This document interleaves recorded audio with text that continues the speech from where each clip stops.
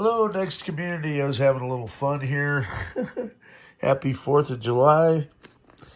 So, it takes about 3 days to print these out. And you can change the design, the patterns on them. And then I just kind of scaled them up. They're a little bit, they're more like a size 13. I was just kind of taking a guess since these are the first shoes I've ever even attempted to do anything like this. And there was a kind of a template pattern. And so I kind of changed things up a little bit. And they are, they're flexible, but they kind of snap, crackle, and pop. I don't know how long these things would last in reality. But I'm sure if I had the right composites, you could have a little fun with it, Obviously, it's not something I'm going to do a whole lot because it did take about 3 days to print, but I think they turned out pretty cool. Not bad for a first effort. Making, I don't know what, I thought it was funny to call them DEeZ Nuts because at one point it kind of looks like a bra or something when they're printing out. And then the breakaways look like these obscene high heels. Be like something Elton John would wear. So at any rate,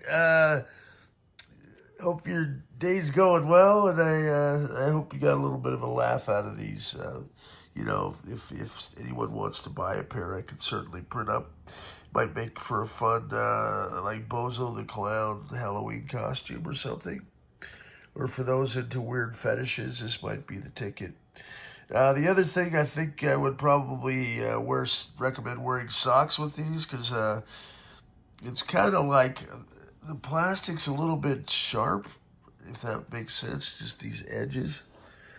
But I don't know, I guess maybe they're kind of like massage shoes in a weird way as well. Who knows, man? We shall see. Yeah, I guess I could design some cool tennis shoes, some serious shoes, not just kind of like these are supposed to be quote unquote comfortable. One thing I'd be concerned with is because they're kind of slip and slide, and there's not really a good design for grip. But I don't know. I don't know if it'll be the last set of shoes I'll ever print, but it is the first. And they actually turned out without creating any spaghetti. So shout out to Bamboo Lab and the H2D printer. I don't think you could do this kind of detail on many printers out there and then not have it fail at some point. Okay, peace out.